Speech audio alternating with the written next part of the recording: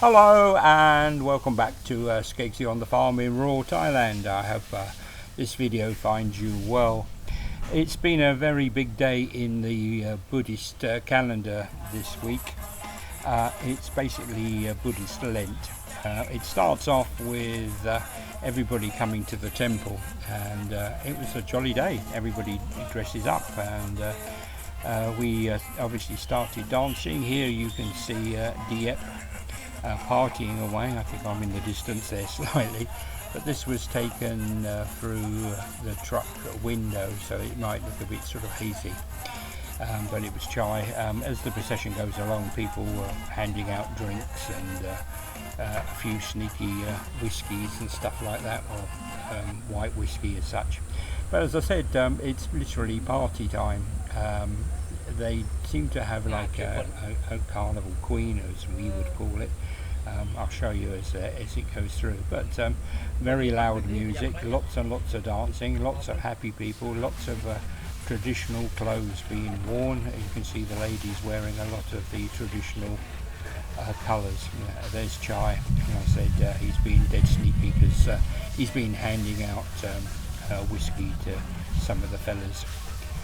Some of the family on the back of the truck. I don't know if you can hear in the background as I'm doing this commentary, but I think we're just about to have another round of lightning and thunder and some more heavy rain. We've had heavy rain just about every day.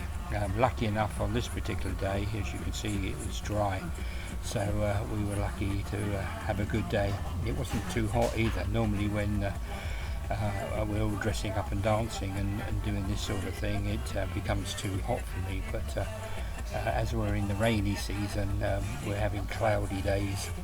The temperature's about 31, 32. The humidity's still quite high, but I can cope with this sort of life. Anyway, I'll let you have a listen to the music and enjoy the procession.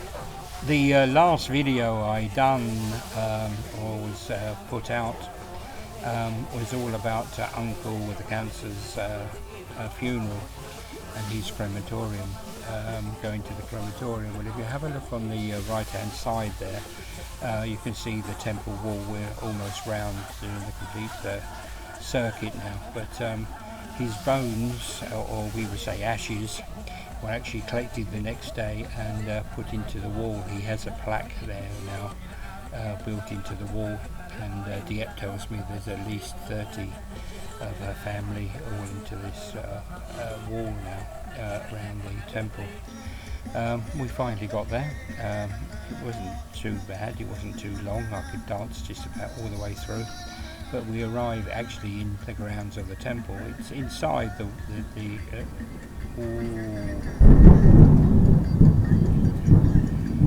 yeah, I think we're going to have a big storm. All the dogs that suddenly run back. I think anyway, I'll try and carry on and see if I can hear, if you can hear me. That's the oldest part of the temple there. I keep asking how old it is, but nobody really knows, I don't think. And then this is where the Buddha is inside this part, and it's beautiful inside, literally covered in gold leaf everywhere. But as I say, that's the original part of the temple. As it swings round here on the left hand side, or the right hand side, sorry, you can see the chimney of the crematorium side of it. So, but more and more people arriving. Not everybody joined the procession, and we went into this building here on the right hand side, where everybody was sitting on the floor and doing their prayers and actually giving thanks to the monks.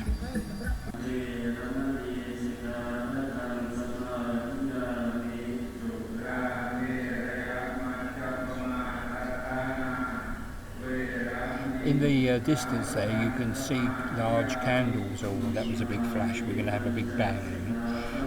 You can see the candles now in the procession. That one of the items that was actually given to the monks were these large candles, and the monks, as I said, are now not supposed to leave the temple now for 3 months.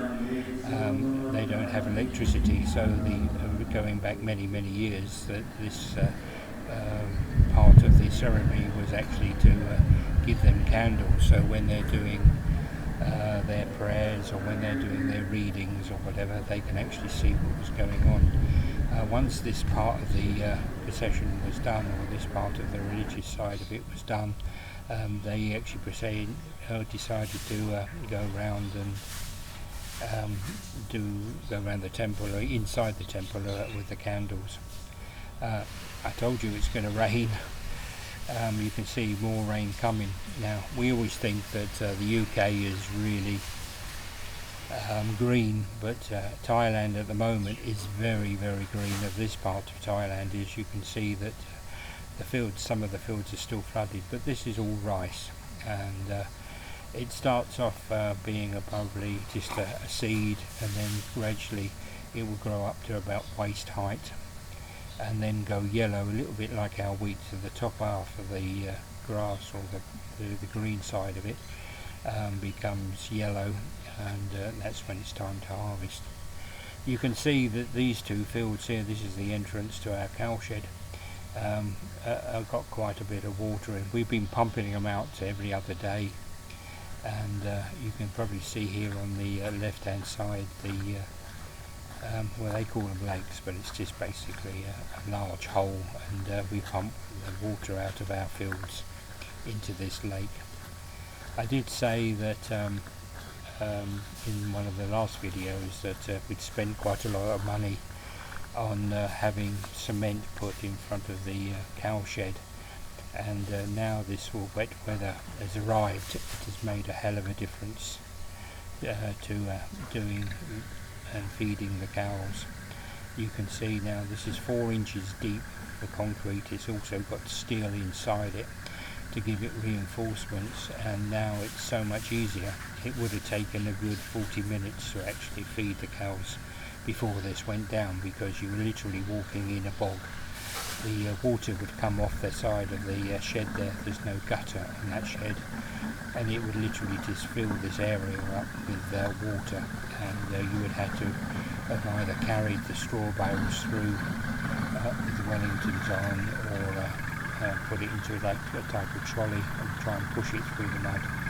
Now with the tractor and with the cement, it's made life so much easier. It probably just takes 5 minutes to feed the cows twice a day, where, as I say, it would have been quite a large job. The hay bales go into the back here, or we can go and cut grass and put it inside. As I say, it's made a hell of a difference to our lives now, because it's so much easier. We would have had to have gone off and cut grass twice a day, but now with this concrete in front of it, I tell you how much easier it is now. This is Chai driving the tractor, and if you notice, he's got flip-flops on, and that's how much he's made it life easier. You don't even have to get out the tractor now. It's made a big difference. Anyway, I just wanted to give you a little bit of an update of what's been going on over the last couple of weeks. I'm going to disappear before this rain comes back, because it's going to really come down. So I hope you enjoyed this video. Skeggsy on the farm in rural Thailand. I'll catch you again soon, people. Bye bye.